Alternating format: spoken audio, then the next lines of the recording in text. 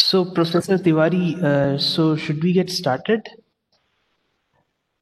Yes, President, we can get started. And actually, you know, 4.0 is going to play a very important role. And in Industry 4.0, digitalization in chemical industries is coming in a big way.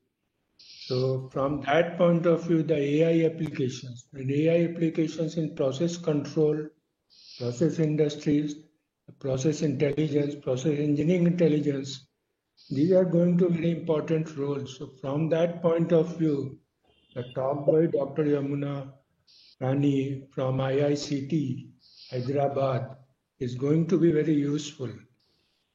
Dr. Prasenjit, you can proceed further.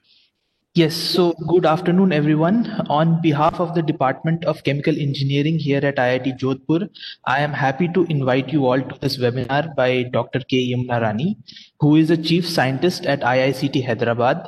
She will be delivering an expert talk on artificial intelligence applications in process control. Dr. K. Yamuna Rani received her BTech in Chemical Engineering from Osmania University, Hyderabad, and MTech and PhD in Chemical Engineering from IIT Madras. She has been with IICT since 1990. She has authored 2 books, 4 book chapters, and over 180 papers in peer-reviewed international and national journals and proceedings of conferences. She is a fellow of the Institution of Engineers, Indian Institute of Chemical Engineers, and Telangana Academy of Sciences.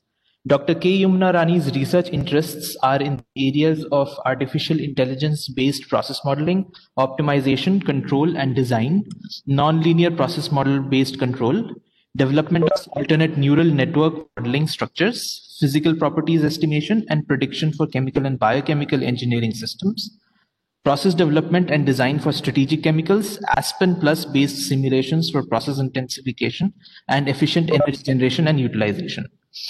Presently, she is a chief scientist and group leader at Process Dynamics and Control and Artificial Intelligence Group at IICT Hyderabad, and is also a professor in engineering sciences at ACSIR.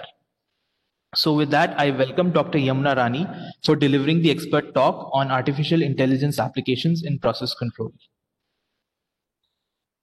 Thank you. Excuse me for my throat. I've been having a little bad throat. Excuse me for it. Yeah, thank you, Professor Tiwari and Professor Prasenjit Sarkar. I will be, and thank you for your introduction also. And I'll just be sharing my video, the presentation, so that I can start my talk.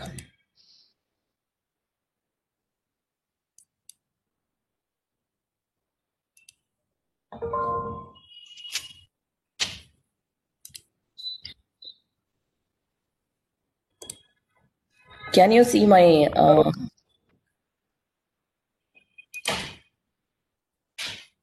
can you see my screen?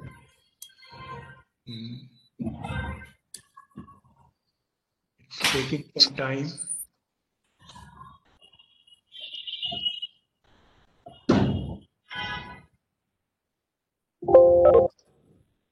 Is it visible now?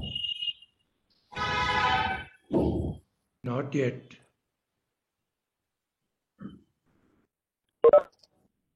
Okay.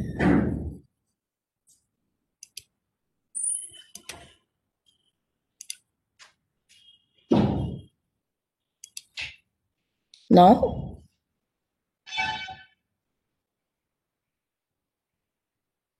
Can you see Prasenjit? No, it's not yet visible. It's not yet visible. Just a minute, I'll try once again. Yeah. Share my meeting window. I think you stop sharing, then share again. Yeah, I'm just wondering. Yeah, now it's coming. Yeah. Now it's coming. Okay. Yeah. Is it coming? Some displays there.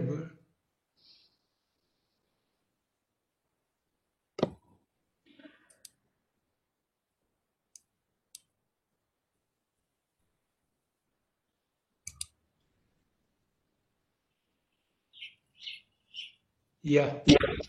Yes. Yes. Yes, yes. Okay. Thank you. So my topic, which I'm going to speak about, is artificial intelligence applications in process control. And again, let me tell you a very sorry that my throat is a bit bad, and you will have to bear with it. Yeah. So as you have already introduced me, I'll just go directly straight away to the talk. So my talk overview is going to be like this. So I'll first present to you a brief introduction to artificial intelligence, since that is a relatively newer topic. And then I'm going to give you an overview on advanced process control. And then I'll go on to present few case studies on artificial intelligence applications in process control, which are going to consist of non-adaptive control approaches as well as adaptive control approaches at regulatory level as well as at supervisory level. So coming to what artificial intelligence is, actually, if you have to compare between what natural intelligence is and what artificial intelligence is, you can compare it by using the concept of functioning of the brain. So brain consists of several millions of neurons, and they are all interconnected with the help of components such as dendrites, axons, synapses, and then the actual neuron cell bodies. So suppose your body is exposed to some stimulus. For example, your finger touches a hot plate. So then that signal gets transmitted with the help of the receptor, which is nothing but the finger, and it is transmitted to the brain, where the dendrite is going to take that signal, and then it is going to pass it on to neuron, and from one neuron to another neuron, it passes through components such as axon is again a connector, and then you have synapses, which are components here which are going to work on the signal and then transmit it to the next neuron. So finally, there's going to be a series of neurons which are going to get connected, and then finally the signal is going to get transformed into an action-based signal, and which is going to be transmitted to effectors, something called effectors, which here, for example, in this case, is going to be the finger itself. It is going to be the hand itself, which is going to be withdrawn from that hot plate. So thus you will see the response. So this is known to the school children also, how the brain functions. So now this particular functioning of the brain is transformed into mathematical computation in the form of neural networks. So just like receptors, you're going to have a set of input layer, which is going to be consisting of a set of neurons in the input layer. And similar to effectors, you're going to have another output layer, which is going to be like the effectors output layer. And then in between, just as the brain has several neurons which are all interconnected, here you're going to have several layers which are called hidden layers, and they are all interconnected with the help of weights which are called synaptic weights, similar to the word synapse, which is occurring in the human brain. So now, if you look at the functioning of a single neuron, it is just going to be a weighted sum of all the inputs along with the synaptic weights. It's just going to be that. And then to that, a bias weight is added. And then a nonlinear function is performed, activation. It is called an activation function. And that's what is performed. And that signal is transmitted to the next layer. So this is a function which is performed in each of the neurons, which are, it takes a series of inputs from the previous layer and it passes on the output to the series of neurons in the next layer. So this is typically the functioning of a neural network, and this is on the basis of similarity with the natural intelligence, which is the functioning of the brain. Now, artificial intelligence has been evolving since the 1950s. It's actually originated in 1950s, where expert systems were had come into place, but slowly it was evolving. In the early days, it was equivalent to making of intelligent machines and programs, and slowly in the 90s, machine learning has come up, where statistical techniques got incorporated into the artificial intelligence, and there the machine learning techniques started getting evolved. And then in the past decade, there's another term which is coming out, which you could hear in the artificial intelligence domain. It is called deep learning. So earlier days, computational ability was less. So the number of neurons, number of hidden layers used to be limited. But now, with the advent of high-speed computers and with large capacities, the number of layers in between are coming out to be very, very large, and that is making it deep learning. So basically, machine learning is a subset of artificial intelligence, and deep learning is another subset of machine learning. So then how do you train these networks? I mean, how are the networks developed? It doesn't happen all in a day. It requires a lot of training which is to be given to the particular neural network. So there are three types of training. One is called supervised learning, another one is unsupervised learning, and then you have reinforcement learning. So supervised learning is just like how a teacher teaches a student. So you tell them, for this particular given input, these are the particular outputs. So this information is continuously fed to them, and then they learn based on that, so that if an unknown input is given, they can predict what is going to be the output. The unsupervised learning is another type of learning where it just learns by understanding the similarities and differences between the data presented. For example, suppose you have a bag consisting of vegetables. So when you are going to pour them all down, you're going to see that you can club them to one particular class, and depending on which vegetable it is. So based on their structural similarity, color similarity, and all that type of similarities, it is going to classify them. So that classification is generally done through unsupervised learning. And then you have reinforcement learning, which has come out relatively recently. So this is followed where for generating optimal path. That is, for example, you have one starting point, you have another ending point, and you have multiple pathways. So if you have to teach the network or the machine which is the best path, how to achieve the best path, then what you do is you're going to give more rewards if the path is followed is the optimal one, and it is going to be rewards are going to be less, or there are going to be penalties if the path is going to be poor. That is, if a longer path, if a higher energy path is going to be followed, then it is going to be given less rewards. So based on the rewards, it is going to learn how to train the network. So in the supervised networks supervised learning method that can be applied for two different types of applications. One is regression or prediction, and the other one is for classification. So there are several types of methods which are reported for these training methods. So when you need to predict the outputs based on the given inputs, it is regression. And when you need to classify a given set of inputs into a class of outputs, then it is classification. So unsupervised methods are reported methods are based on statistical techniques like principal component analysis, independent component analysis, etc. So you find several applications of artificial intelligence in the real world that you must have heard. Almost you'll see every newspaper carrying an article on artificial intelligence, where it has been applied and how it has been applied. So the application areas range from computer vision, robotics, communication, medical sciences, music, gaming, farming, climate understanding, or any smart cities.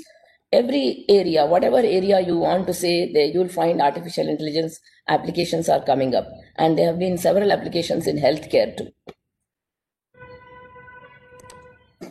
So now moving on to the chemical engineering applications. So for chemical engineering applications, actually, the process systems engineering is that part of chemical engineering which relies on computational modeling. So computational tools and computational models are used in some parts of chemical engineering. So that particular branch is classified as process systems engineering.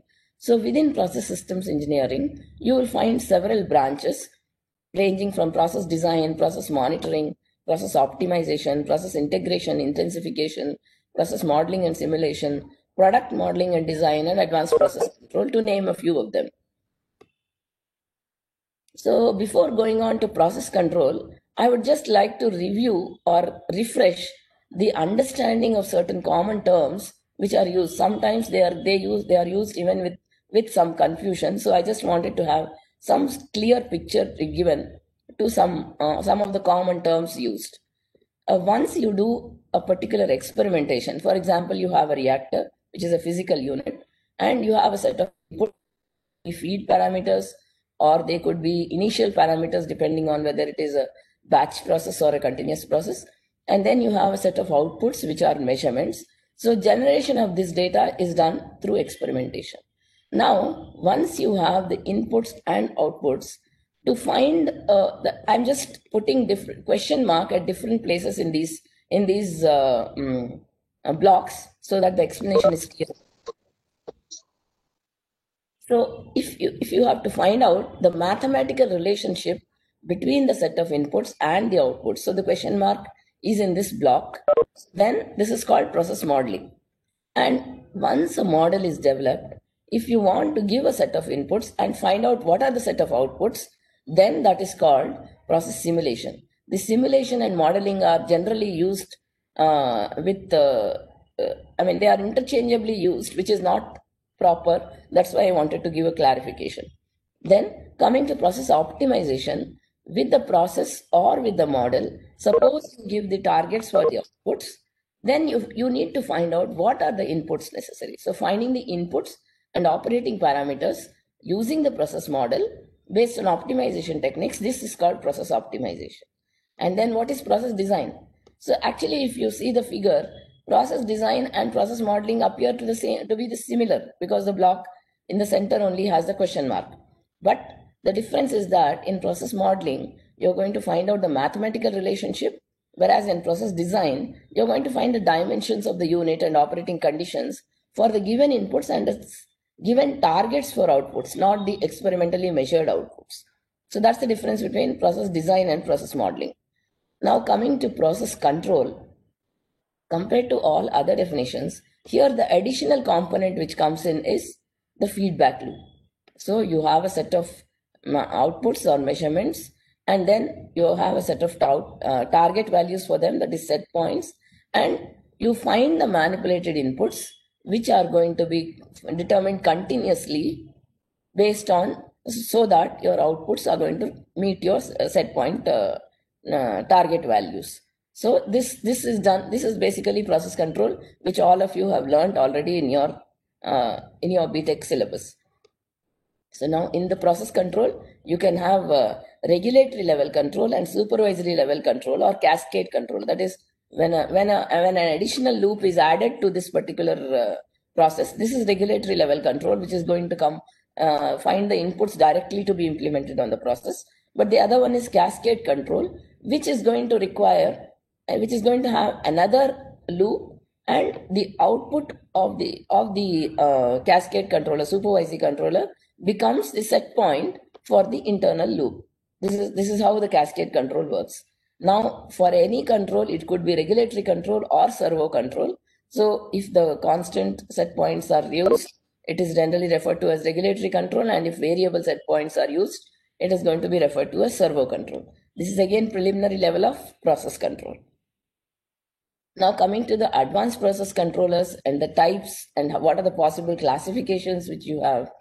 So the controllers can be classified as, one category could be adaptive and non-adaptive. I'll come to that later. So another classification is conventional and advanced controllers. So conventional, as there are proportional integral, and proportional integral derivative. These three controllers are well known as conventional controllers. And in coming to the advanced controllers, you have non-linear controllers, you have optimal controllers, you have predictive controllers. Probably some of you would have heard about these types of controllers. So non-linear controllers, examples could be generic model control, input-output linearizing control, non-linear internal model control. These are some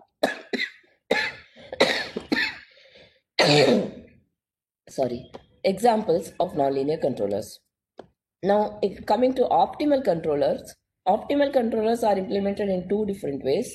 One is through finding the inputs and offline, and then implement the in an open loop manner the optimal input trajectories.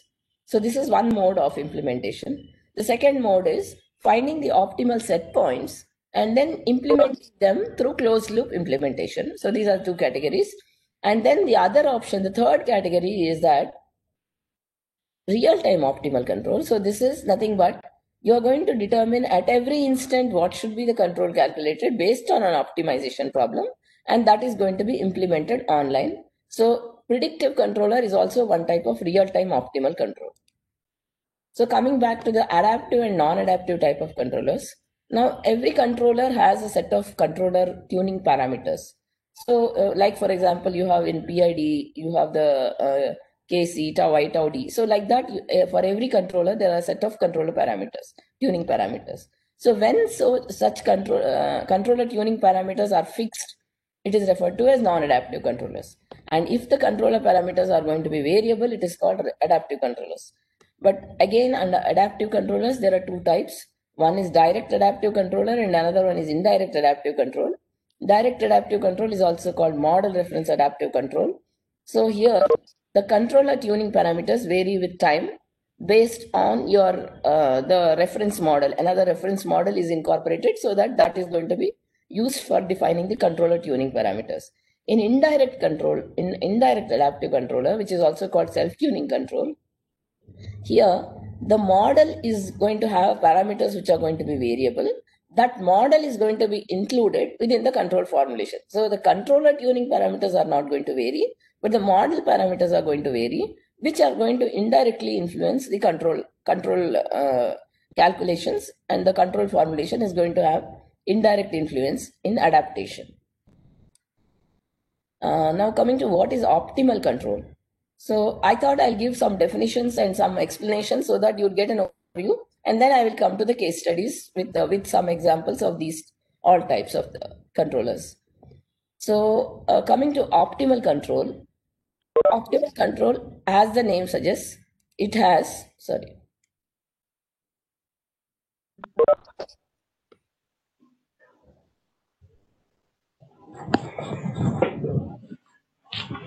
Yeah. So it is.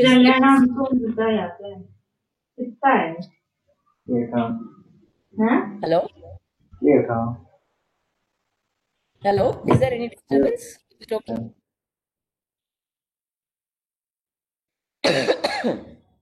Am I audible? Is there any disturbance? Dr. Yamuna, you are audible. Yeah, okay, thank you. So in optimal control, as the name suggests, it is nothing but solution of an optimization problem. So what is the optimization problem? Generally, you're going to have an objective function with respect, and it is going to be maximized or minimized with respect to a set of independent variables, and also subject to process model constraints, safety constraints, and bounds on input, output, and state variables. So these formulations are going to be for batch and semi-batch processes. Generally, the objective function is going to be the final time corresponding some parameter. Like for example, it could be conversion, selectivity, or it could be the separability, separations achieved, and things like that. And the independent variables are going to be input profiles, because it's going to be a batch process. The entire duration corresponding value, the time dependent profiles are going to be the independent variables. So when they are treated as continuous profiles, then the problem is solved using dynamic optimization, using Pontryagin maximum principle. But if the input profiles are going to be parameterized, that is the infinite dimensional continuous profiles are converted into finite dimensional values using control vector parameterization. That is another way of solving it using nonlinear programming techniques. So finding the input profiles and open loop, as I told earlier, open loop implementation of the optimal input profiles is one way. And another one is, if instead of input profiles, if you're going to have set point profiles as your independent variables, then you have to go ahead with closed loop implementation of the optimal set point profiles through servo tracking. So for both batch, semi-batch, as well as continuous processes, real-time optimal control is possible, where you're going to have generally a tracking objective, which is going to be your deviation between your output value and set point and your output prediction. So this is model predictive control is one example of that. So what is model predictive control? Model predictive control, as the name suggests, uses a model to predict a set of outputs and tries to track it according to the desired output trajectory. Like what is done is, for example, there is something called prediction horizon and there is something called control horizon. So the output, the process, whatever model you want to use, the model is used to predict the output from the present time to the prediction horizon. That is, it's a set of n output steps. So once that information is predicted, then that information is used in the objective function to minimize the deviation between the predictions and the set point over the prediction horizon. Along with that, even the calculation moves, that is your delta u, that is the deviation between the present and previous value, delta u, is also minimized, so that the energy for control implementation is also going to get minimized. So there is a move suppression factor which is associated with it. So this objective function is minimized, and from here you will find the set of control inputs, that is the u value over another smaller horizon, which is called control horizon, is determined. So once that is determined, only one of those calculated values are implemented on the process, only the first, and then we shift to the next time step, and the entire calculations are repeated.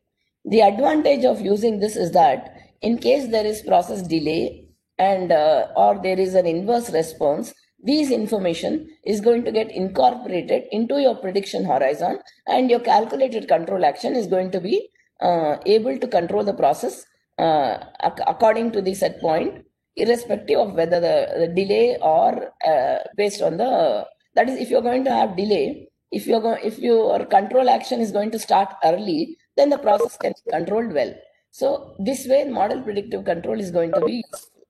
So depending on the model used, there are different types of model predictive controllers. One is dynamic matrix control. Basically, this approach has originated in the industry by dynamic matrix control, where step response model is used. That is, a linear model is used for the prediction. The second approach is generalized predictive control. In this, ARX model or autoregressive exogenous model is used along with adaptation, and that is incorporated into the predictive control formulation. And another alternative is nonlinear model predictive control, which has become more common these days. That is, the nonlinear model of describing the process is used to compute the predictions in the control algorithm. Okay, now with that overview on different types of advanced process control schemes, I would like to come to the topic regarding how is artificial intelligence applied in process control. Where can it be applied? Now, if you take a process control loop, you have a process, you have a regulatory controller, and you could have a supervisory controller. So AI can be used at the regulatory level controller or at the optimization level, that is at the supervisory level. So at both these places, you could incorporate AI-based interventions. So I'm going to explain these concepts with the help of few case studies. So two controllers, I'm going to explain the non-adaptive control schemes, and two controllers are going to be adaptive control schemes, which are going to be at supervisory level. So the non-adaptive control schemes which I'm going to explain are the optimal control with final product optimization. For both these case studies, I have considered semi-batch reactor problems. One of them is a multivariable semi-batch reactor for an esterification reaction, and another one is a multi-product semi-batch polymerization reactor, which is being reported as a challenge problem in literature. So one of them is the optimal control, another one is a generic model control at regulatory level, and in the adaptive controllers at supervisory level, one of them is a generic model control and another one is a predictive control approach. So coming to the optimal control approaches,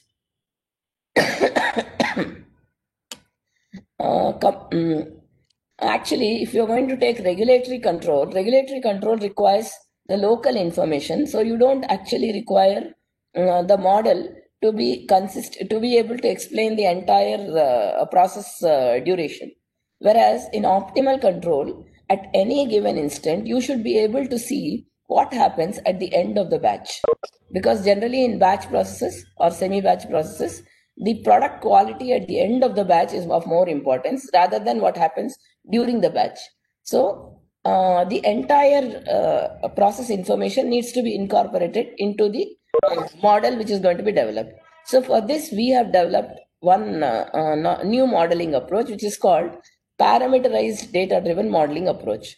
So here what happens is, we take the batches, complete batch information of the input variables and output variables, and what we do is we convert the continuous time profiles into a set of parameterized inputs. That is, we apply Fourier transform, or we find the polynomial approximations to the inputs in terms of the time dependency, and we use the corresponding polynomial coefficients as the inputs. They are going to be finite in number compared to the entire time duration input variables.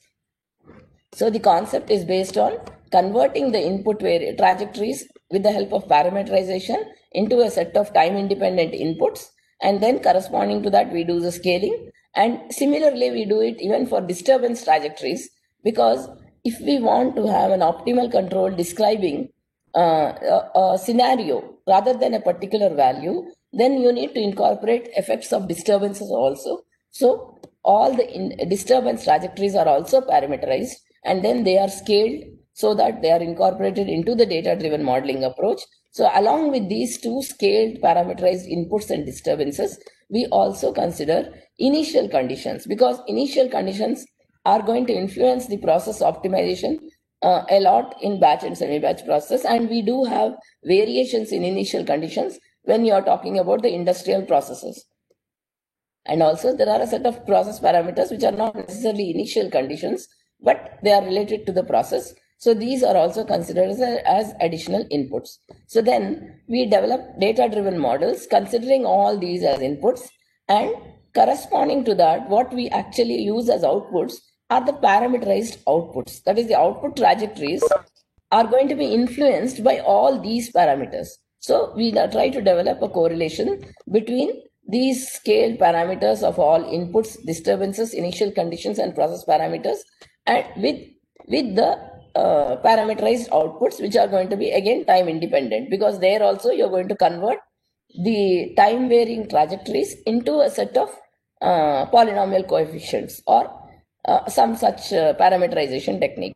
So from here, you're going to get the time varying output trajectories. So for this purpose, we have used neural network models as well as fuzzy. So both these types of models have been used. So the input layer is going to consist of all these. Output layer is going to consist of the parameterized outputs. And there's going to be a hidden layer or multiple hidden layers which are going to connect these two, so that you will get the predictions which are going to be representing the process in entirety. So coming to fuzzy models, you have the inputs which are scaled are going to be considered as crisp inputs, and these are going to be fuzzified, and then you generate a fuzzy input set, and then you have a set of rules which are called inference rules, and based on that you get a fuzzy output set, and then this is going to be defuzzified so that you get the crisp outputs. So all these are going to be based on the inputs and output ranges and the dependency of the input on the output. So very simple rules have been formulated so that we can get the corresponding predictions using intelligent techniques.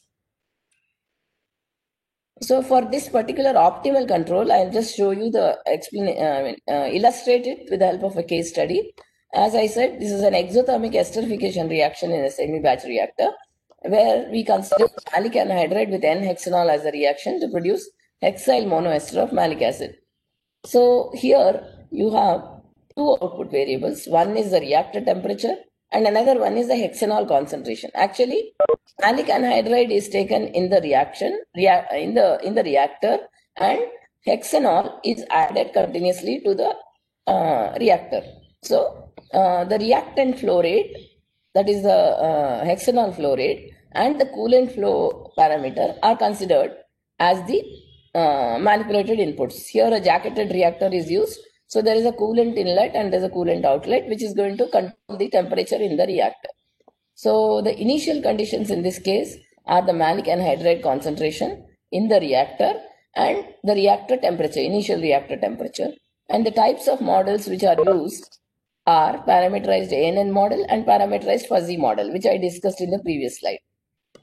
And I will come to the control part later. So now, as I said earlier, the inputs to the ANN or fuzzy model are the parameterized input trajectories. So here the reactant flow rate and coolant flow parameter are parameterized into a set of Fourier coefficients. Converting it into a set of Fourier coefficients is nothing but polynomial approximations with a set of proper bounds. And then the initial states are the malic anhydride concentration and reactor temperature.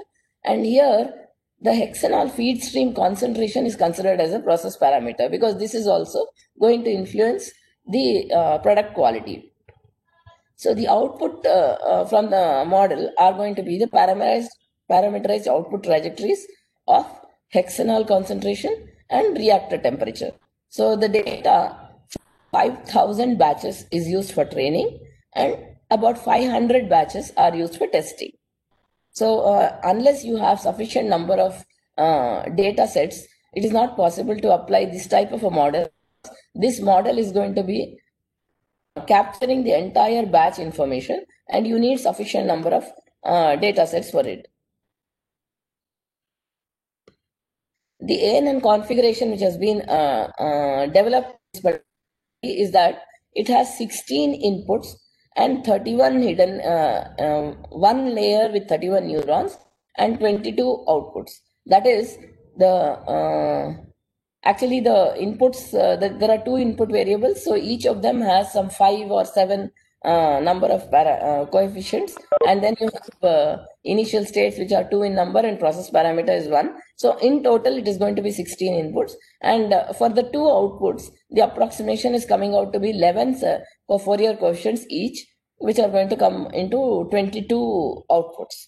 And for the same set of data, a fuzzy model with a common rule base of 6 rules is also being developed, and for each input-output combination, and then a weighing matrix is developed for the sake of using the prediction purpose. Now, first step after you develop a model is to evaluate its performance. So what is done is, from the given data set, that is the test data set, 500 batches, the worst case model prediction is shown as a function of time here. So this type of data sets are, there are 500 data sets which are used for testing and 5,000 data sets which are used for training. So this shows the prediction capability of the model, and the worst case is like this, so the best cases are going to be much better. Similarly, for the fuzzy case, one of the test data sets is not necessarily the worst case, but one of the test cases of the 500 batches is shown here, and the performance is really good. Now, after having developed the excuse me, the model, you need to use it into this optimization problem, because optimal control is going to be requiring the application of optimization for the particular control calculations. So in this particular problem, the objective function is to maximize conversion at the fixed final batch time. So batch time is fixed, and the objective function is defined as the conversion at the final time. And we have applied 3 different approaches. One is based on the first principles model, which is already reported for this particular system.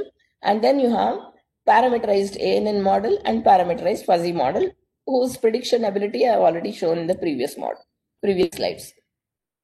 The independent variables, as already mentioned earlier, are both the input profiles, and also, 2 ways of formulation are done. One is finding the input profiles, and the second one is finding the set point profiles, so that we can do the implementation through open loop or through closed loop. So as mentioned before, the method used is control vector parameterization, which is through polynomial approximation, that is Fourier coefficients, and then the constraints are the model equations and the bounds on the inputs and outputs, and the solution method which is employed is nonlinear programming method. So the results from optimal control for these 3 types of models are reported in this slide. So here you can see that this is the input flow rate, reactant input flow rate. This is a coolant flow parameter. These are the 2 input variable profiles, and the output profiles are these 2, that is the temperature profile and the hexanol concentration. And then you have the conversion profile, and we are interested in the final conversion, that is the conversion at the last at the end of the batch. So as we can see, the 3 different model based optimization solutions are found to be different, but all the 3 are able to result in the final conversion which is comparable. They are all similar. So irrespective of whether exact model is used, whether ANN based model is used, or whether fuzzy model is used, all are able to reach the conversion which is desirable. So there are all multiple solutions possible for this problem, but we will be able to achieve the best solution through in spite of not using the exact process model and using only the data driven models, which are both fuzzy and ANN based models, we are able to achieve the optimal conversion at the batch time. Now that is regarding the the optimal control. Now coming to the regulatory level control, which is going to be application of here in the previous case, if you see this here it is open loop implementation of the input trajectories. So you are getting a set of outputs which are going to be generated through this. But in case we have some disturbances, this either you need to do a re-optimization and you need to implement the optimal trajectories, but that is also possible only if you already have the measurement of the disturbances. But as you know, disturbances are always not measurable. So in the absence of that, then you need to have regulatory level control, which is going to be implementing the set point trajectories in a closed loop manner. So what is the type of model which you're going to use for that type of a application? That is for regulatory level control of a given trajectory. So here what we do is, instead of taking the parameterization and all that, here you're going to take the past time values of inputs and past time values of outputs, and you're going to have the present outputs or present output time derivatives as the outputs of the model. So again, you're going to have the input layer, hidden layer, and the output layer. So this is going to be the general structure which is used for regulatory level type of controllers. And you can use the data which is from lesser number of batches compared to the optimization for optimal control, because here the every time instant collected information is going to be used for training purpose. So here, as I said before, the tracking of optimal set point trajectory is attempted using generic model control, and ANN model, the output time derivatives are considered as the outputs. So here the controlled outputs are hexanol concentration and reactor temperature, and manipulated inputs are reactant flow rate and coolant flow parameter. Sorry. So here the conversion is not coming into picture, only the two outputs and two inputs, and there are trajectories, that is servo tracking of both the outputs, which is going to be considered. So the model which is developed specifically for this purpose is, as mentioned before, in the inputs are going to be the past values of the inputs, that is here two past values of U1, one past value of U2. U1, U2 are the two inputs, reactant flow rate and coolant flow parameter, and Y1, Y2 are the two outputs, that is hexanol concentration and reactor temperature. So these are all the inputs to the network, and the outputs of the network are considered as derivative of the first output and second derivative of the second output. The reason for this is because the relative degree of the output and input is going to play a role in this. I'm not going to too much into details. And one single hidden layer neural network is considered with 15 neurons in that particular layer. So now, as mentioned before, a model first has to be tested for its prediction ability. So here we have used 4 sets of data which has been used out for training and testing. That is, out of the 4 sets, 3 of them are used for training and 1 of them is used for testing. So all the 4 cases, the predictions and actual values which are obtained through first principle model based simulations are found to be comparable. That is, the input profiles are given and the corresponding output profiles are predicted, and there is hardly any difference. You can see that the actual variables are shown in dashed line, and the continuous lines show the predicted variables, which are going to be which are found to be overlapping with the original variables. So the performance of the models are found to be very good. Now, once we have developed the model, this is again a predefined model, so there is no adaptation which is coming into picture, but that model is used in the generic model control formulation and applied for the control performance evaluation. So here you can see that the performance of generic model control based on the first principles model and ANN based GMC are compared.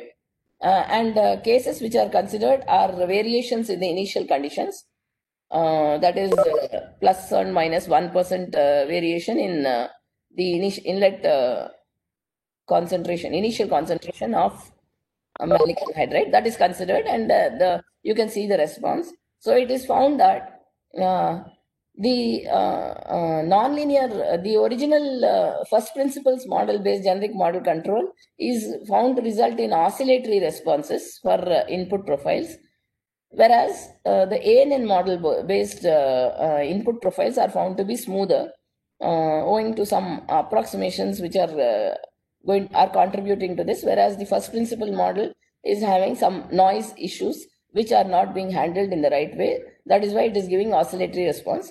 But the outputs are found to be perfectly tracked in both the cases. Okay, so now so far I have told you the non-adaptive control approaches. Now I am going to the second case study, which is going to be the adaptive control approaches. Here I'm going to explain to you the second case study, which is a challenge problem which has been reported in literature, which is a specialty emulsion polymer stirred reactor, semi-batch reactor. So specialty emulsion polymers are generated here. Generally, in a typical operation, 4 or 5 batches of one particular product are made, and again it is switched to the next product. So for this particular case, in the literature, data has been provided for 2 products, which are representative of several general industrial products. So we need to control the particular reaction temperature consecutively over 5 batches in summer and 5 batches in winter. This is the product requirement, and within plus or minus 1 degree variation, the temperature is to be maintained. So this is a cascade control scheme. So the master loop has the output variable as a reactor temperature, and the input variable is a jacket temperature set point. So the reactor temperature is controlled with the help of jacket, and jacket temperature set point is going to be the input variable for the input variable in the master loop, whereas the slave loop is going to have that as a set point, and it is going to have the split range valve opening as the manipulated input. So this is actually switching between cooling water inlet and steam inlet, and they are going to switch between this. If it is less than 50%, it is going to be coolant, and if it is going to be greater than 50%, it is going to be switching to the heating fluid, that is steam inlet is going to be used, and based on that, the control is going to take place. So here we have applied adaptive ANN model-based GMC for this particular product, multi-product reactor, and owing to the non-linearity in the process, and actually, if you consider 5 batches in a polymerization reactor, what happens is the reactor, polymer is going to slowly start depositing in the reactor, and then you're going to have the heat transfer characteristics in the process varying. So this needs to be incorporated, and not only that, while the process is in operation, viscosity of the reaction is going to reaction mixture is going to change, because polymers, as you know, is going to be very sensitive to the viscosity, and that's going to create disturbance during the process operation. So all these changes need to be incorporated, and for this purpose, it is always preferable to use an adaptive model rather than having a fixed model. So, but one advantage is that when you are going to use an adaptive model, you can use a very simple structure, unlike in the non-adaptive model, because non-adaptive model needs to capture the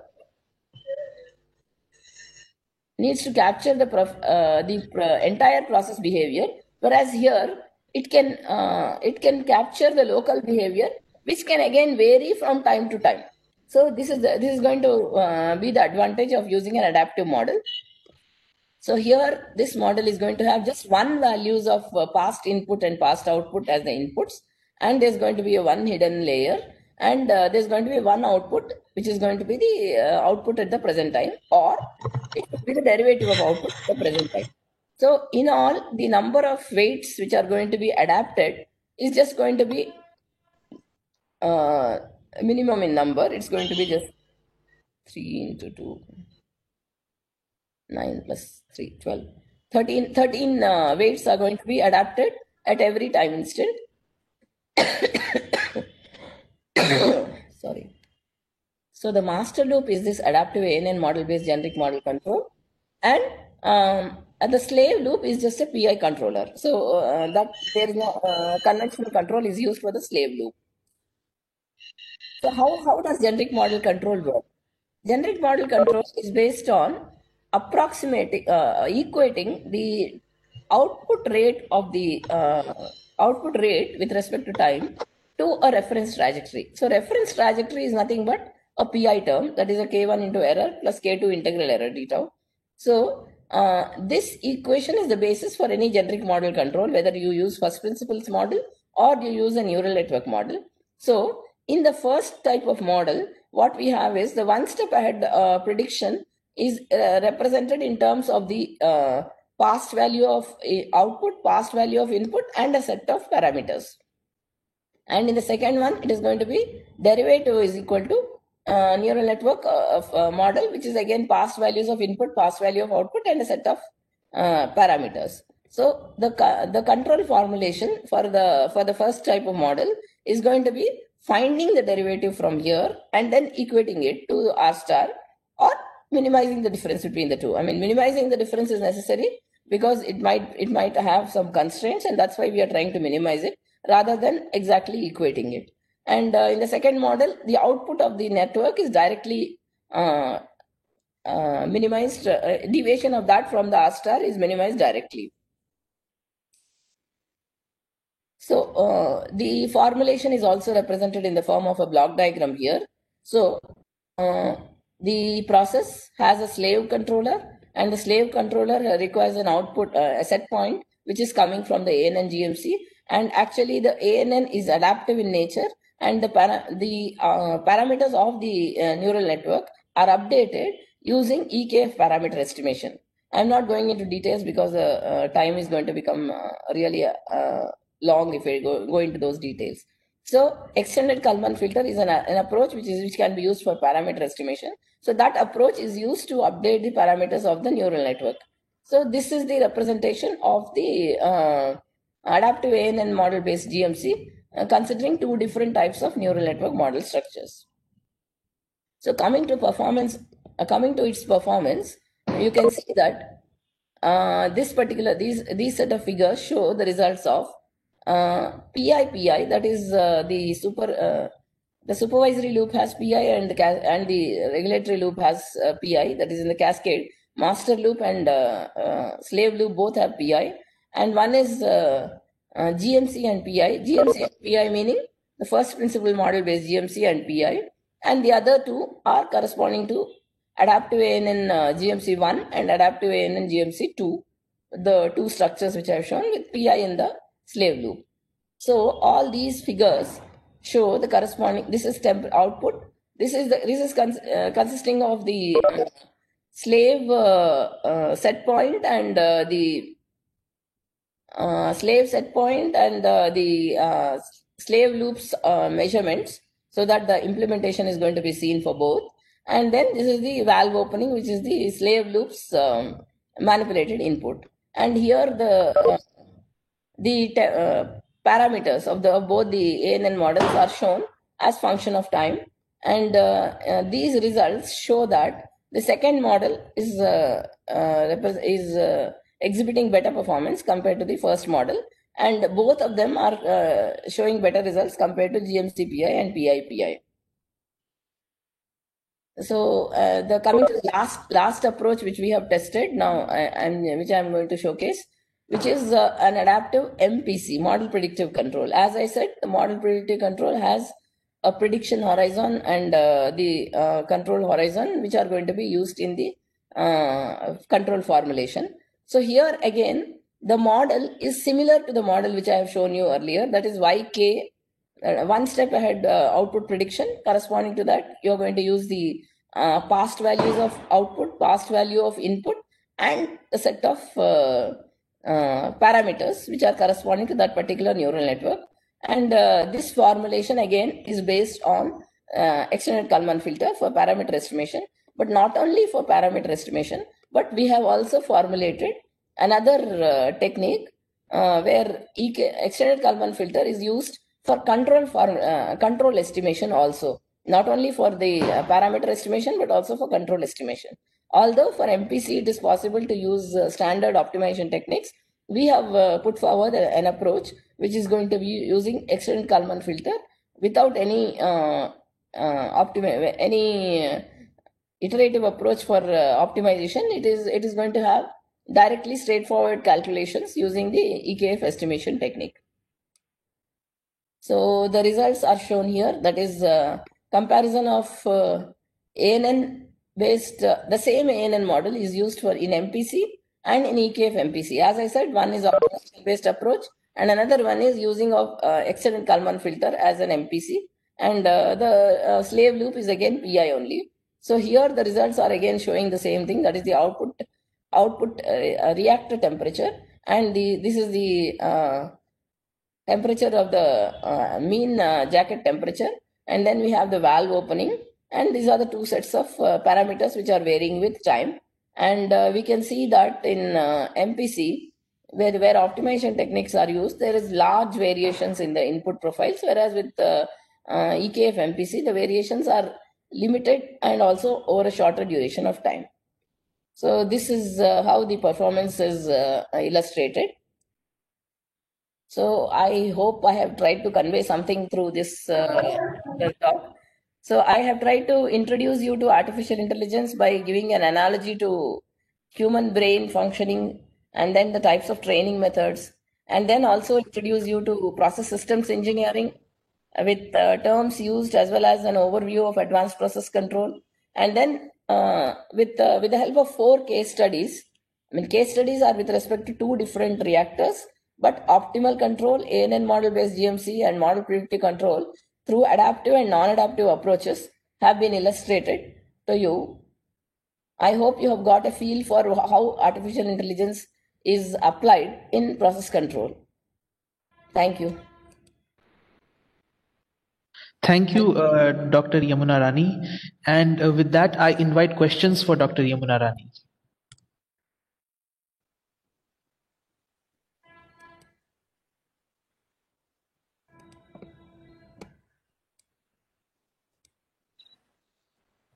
Hello, ma'am. Hello. Yeah, this is Aditya from this MTech first year. Okay. I have a simple question actually. Usually, how do we determine the number of nodes and the number of layers we have to choose for any artificial neural network? Just a minute. I'm trying to close it. How do I close it? 1 second. Just a minute. I'll come back to your question. Stop sharing. Okay. Yeah. Could you repeat your question, please? Yes, ma'am. Ma'am, when you're designing an artificial neural network, how do we determine the number of nodes and number of layers? Exact Actually, number. you need to start with a set. There are 2 approaches. One is start with a large one and then coming down. That is called pruning. Or start with a small one and go on increasing it. I'd prefer this smaller one. That is, start with a small network, minimum possible nodes. In general, if you for our chemical type of processes, single hidden layer neural network is going to be sufficient. At the most, if it is going to be necessary, 1 more layer can be added, but single hidden layer neuron is sufficient. And so you're going to start with minimum number. So you try to attain as much performance as possible with that. Keep that as a reference, and then move on to increase the number of nodes in the hidden layer, and find the best performance. So keep comparing the best performance, and after it has reached your desired expectation, then you can stop there. Okay, thank you, ma'am.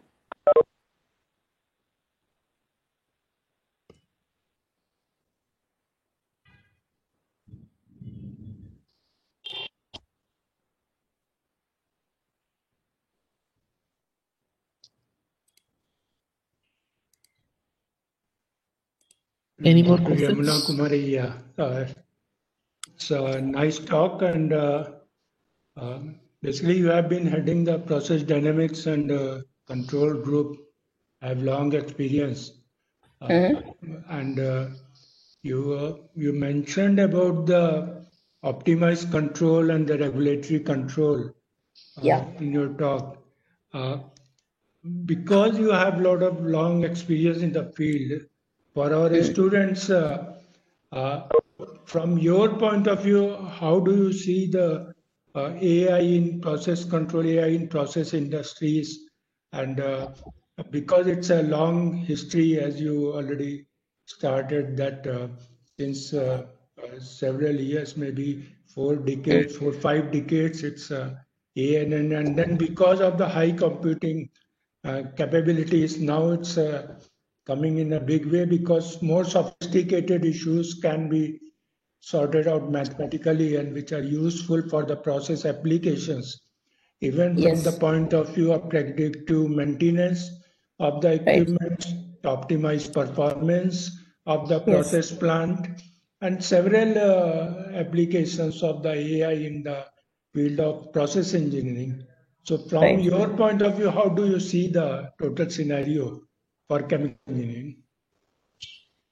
Well, I feel that they are useful if you, I mean, generally what happens is in processes, especially where there are runaway conditions and some such scenarios which occur in the industries. In such cases, if such scenario capturing is done through an artificial intelligence based approaches in a predictive manner with predictive maintenance, then that could be useful for the industry to have a safer and handling of the situations, and then the set of accidents could come down, especially in safety and also performance optimization, because in when you're considering batch processes, what is happening is if the disturbances are present in the process, it tends to result in product quality which is deteriorating, and sometimes the loss in batches also takes place. So, in such cases, if we are going to capture the model based information through neural networks, and at least midway correction, if it can be incorporated, though not at the beginning, that is going to cause a lot of benefit to the process operation. Yeah, yeah, yes, sure.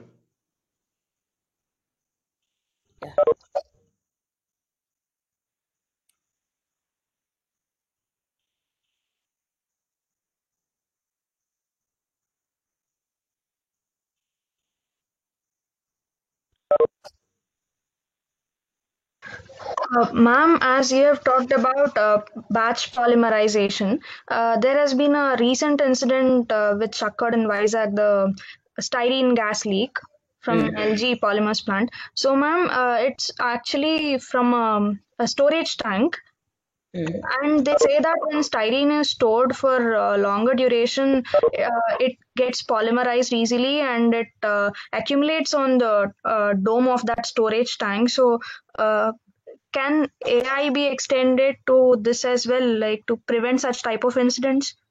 How can we do that?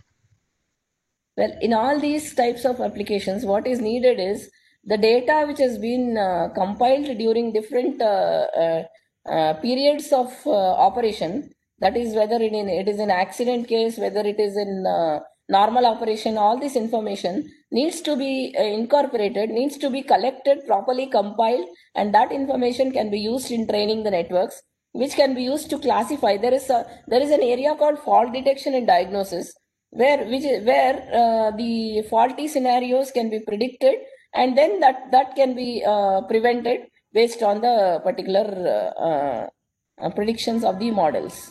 That is possible, but the first thing which is required there is the compilation of the data which is covering a wide range of scenarios which have occurred over a long period. Generally what happens is the industries don't keep the data logging and storage of information. Because of that, these types of application is going to be restricted. But once you have the data which is going to get compiled and stored, that information can be utilized to generate such strategies for prevention of such events. Thank you, ma'am.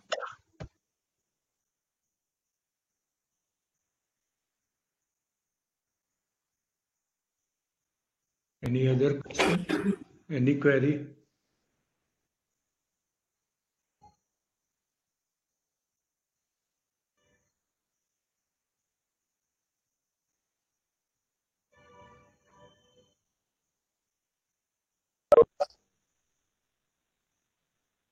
Sanjit, you can, if there is no query, you can. Okay, so with that, I thank Dr. Yamuna Rani for delivering the expert talk on artificial intelligence applications in process control. So thank you, Dr. Yamuna Rani. Thank you. It was my pleasure too. Thank you, Dr. Yam. Thank you. With this, we stop here. We end here. Thank you. Thank you.